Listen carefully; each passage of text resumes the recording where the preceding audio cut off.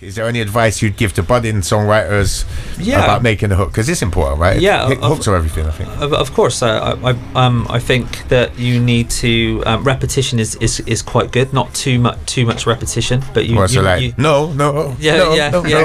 I mean, back in the day that worked really well.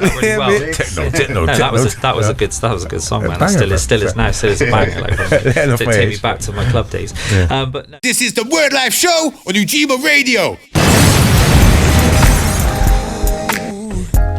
Hey, it's the Wordlife show, and we are live with an interview with Mr. G and J Dot. Let's go. Come on. Combined to make G Dot. I think that's what we established. G Dot. That's the new name. Mr. J and J and what?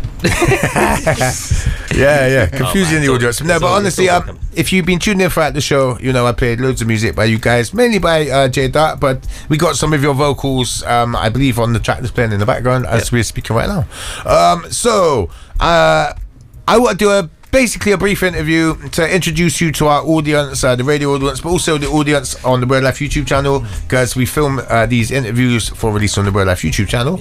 Okay, so I want, as I say, get them to know who you are. As I say, we got J Dot and Mr. G. Now, we've had you on the show before, so the logical first point of call is to say, hey, Mr. G. Hey.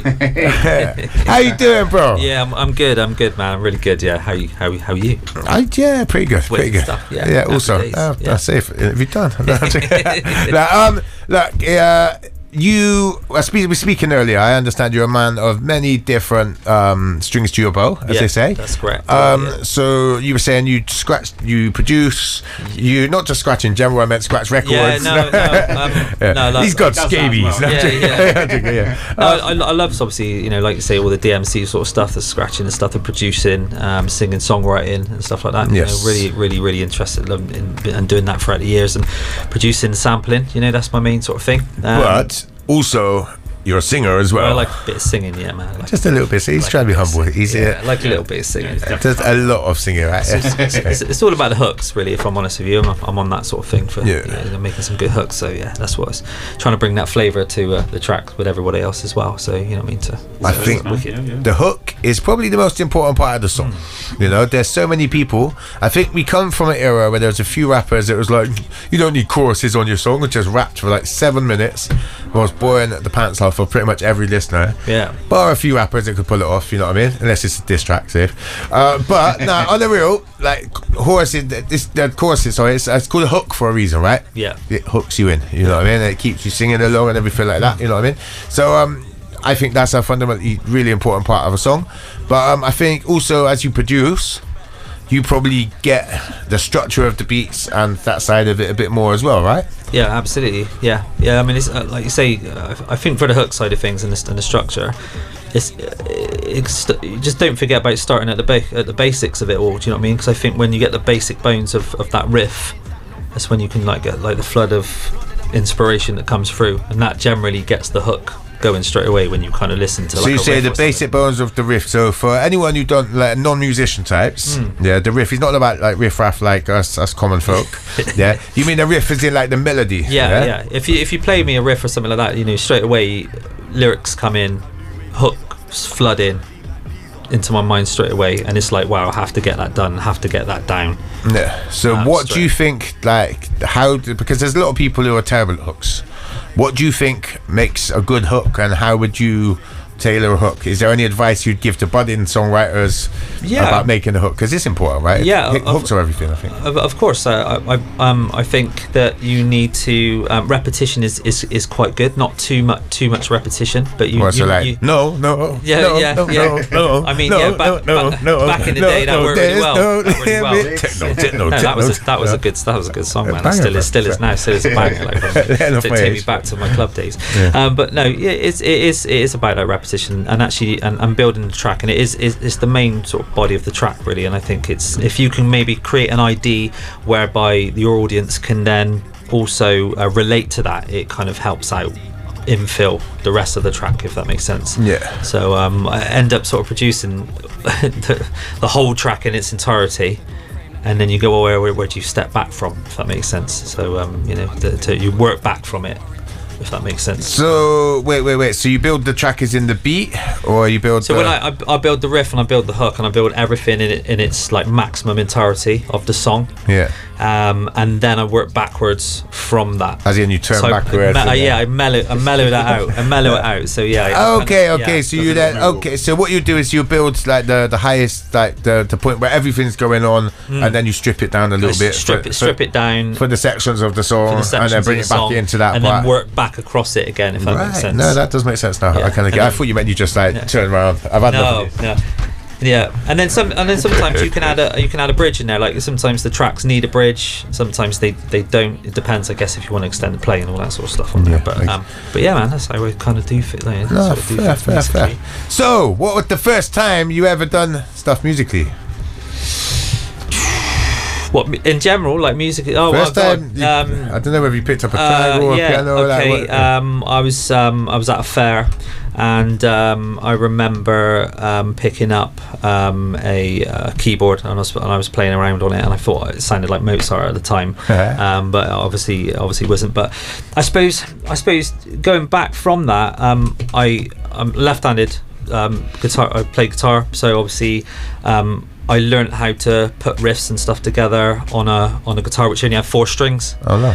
At the time, and it was right-handed, and I'm left-handed, so I learned everything backwards. Yeah. Oh, these backwards things are theme then. Yeah, absolutely. So I made it from back to front. So it wasn't until years later when I picked up a left-handed guitar and realised the strings were the other way around. Oh snap! And you're like, they made it easier for us. Made it easier. Well, after all these years. Yeah, but it's just creating riffs and creating sounds which kind of then develop. So is it not like a left-handed screwdriver, like where you just turn it around the other way?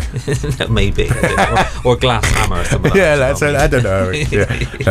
Right, so what was the first time? Because Jay thought you've been doing music for years. You've been on the cypher scene for years. You've been around Bristol putting in that work for years. Yeah. Where was the first time you two connected then? How did this happen? So this goes back to the open mic at the Golden Lion. Which was run by a guy called Jim Davis, and you had a guy called Ollie on the drums, and it was a live. I think you rolled through a couple of times, bro, and it was a live band kind of setup, and like MCs would jump on, and at the time, obviously you'd have the jam when the live instruments would just pop off, and it was a nice seed, man. It was nice, and then obviously COVID happened and it all got locked off. But that was a good little thriving scene for one time, wasn't it? Yeah, it was good. Yeah, it was a nice vibe up in there, man. It's good. So that's how you connected at a cypher. We had open mic, and then you came towards the stage and you got up on the mic and did some spats and bars. Yeah. And then we kind of sort of, next week came to the event again.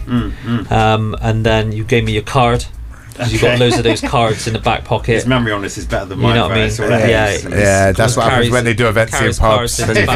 Carries cards of his face in his back pocket. So you gave me one of those, and I said, I'm not dating you, man. But no, we get to the real truth here on the Wordlife show. But what happens behind closed doors? But no, and I don't want to get invited to any of these parties. No.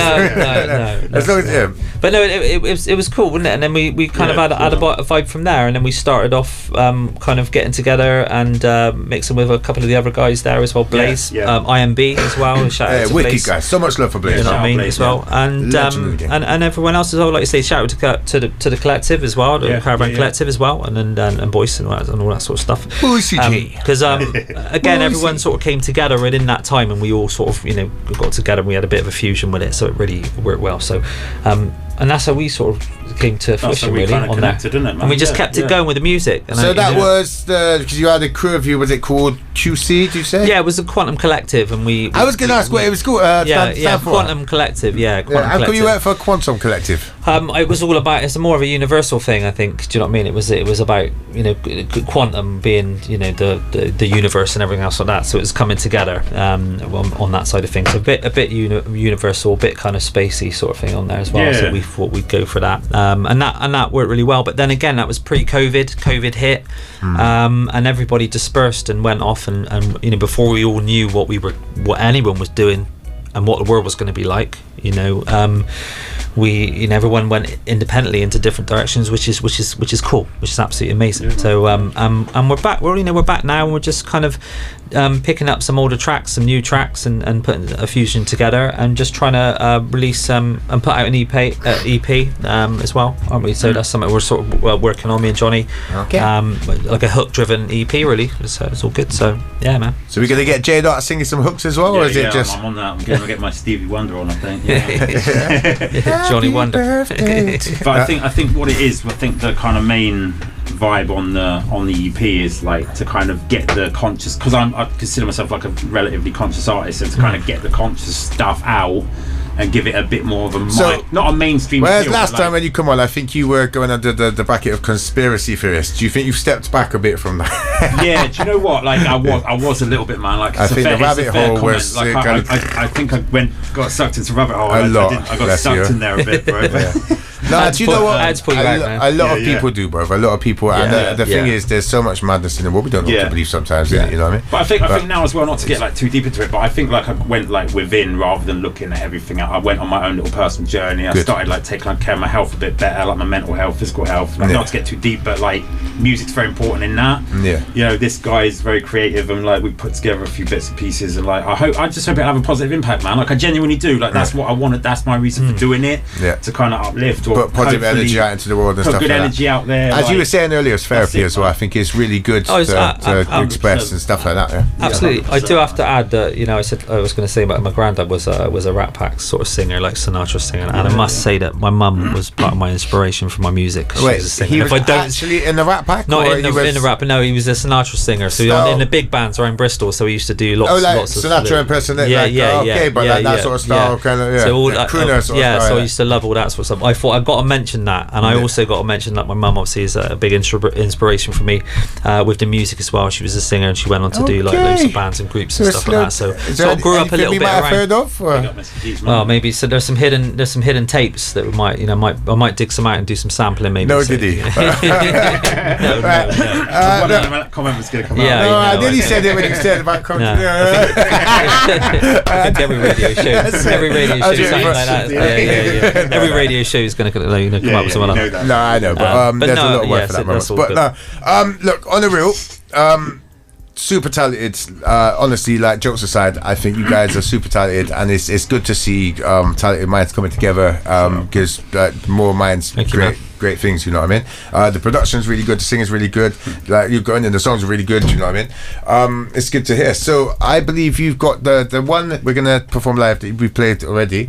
You've got a few more as well, aren't you, that you guys have already done? There's a few sort of instrumentals and stuff like that, which we're gonna do some like bars and stuff on, aren't we? And then I meant like releases. Like, is there any stuff that they can like that's out with you guys? Because this one's the new release that you're going to be doing. That's out now, isn't it? So that's out now. Yeah. Where's that? Where can they get that? Okay, so that's the keeping it moving one. Yeah. Yeah. Keep on moving. Keep on moving. YouTube, all the platforms, and obviously the EP will be dropping sort of end next month. Okay, early December sort of time. Go on. Do you have a title for the EP yet? As yet untitled. Yeah. But we're work in progress. But yeah, man, that's dropping soon. So love that. Yeah. Six track EP. Yeah. And, looking forward to that dropping, man. All right, so we usually have to come up with like a title for the thumbnail. Can you like tell me something profound quickly in the last minute that we got? Like, I'll say something, but it'll be like way too serious. So. That's what we like, bro. Come on, let people know. Let them know. Don't take money out of your mum's handbag. Do you know what I mean? Just don't do that. That's actually really good. I like that. Don't take that £10 note out of your mum's handbag. You know, just because it's there and you walk past it and it's there.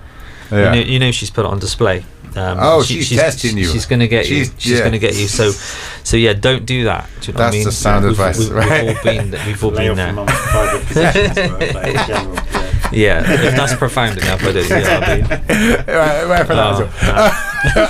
Look, it's been great. I'm going to go to the adverts. On the other side is the live performance part of the show. So are you guys ready for that? Yeah. Ready. Right. Before we quickly go into that as well, was there any shout outs, any love you want to show, or anything like that? I want to shout out Russ Owen because he was on the video.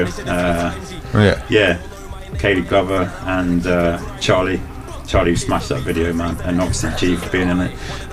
Who else? I want to pick up Chris. We've got Chris on there from Candy Farm. C double Candy Farm, man. Big up Chris every time. Yeah, that's my brother. Yeah, produced my first album of Noodles. So I've got better people I could shout, but I'll be here like everyone who's involved, everyone who's involved in, everyone who's involved indirectly or directly with the music side of things. You know, what everyone I mean? who supports, man. Like genuinely appreciate. Like I said to Krazy, like off the air, like fully appreciate like everyone who supports. Shares, likes, comments, like whatever. Not that that's all what it's about. No, it makes a big difference. The algorithm is a killer. Yeah. If you're watching this, and you haven't shared it or liked it, share and like it now, and press the subscribe button and the notification bell. Share it. Or I set Johnny on you. I'm forced to be reckoned with. Yeah, with his business card. That's another quote. I'm a force to be reckoned with. Don't take money out your mum's purse. Quote's cool. Right now, thank you for coming through. I'm looking forward to live performance part. We're going into the adverts now. Yeah, stick around. We'll be back after this. Yo, I'm spitting fire and I rhyme ill. Woven into this shit at the wires on a mic grill. I visualize all I desire in my pineal and actualize my vision so my life is looking ideal. Peer inside to keep my eyes sealed. See within the mind, kicking something that you might feel and find real. Yo, I'm heating up the pad like a time meal. Bound to blow up like running blind through a minefield. Why deal with any situation? The secondary after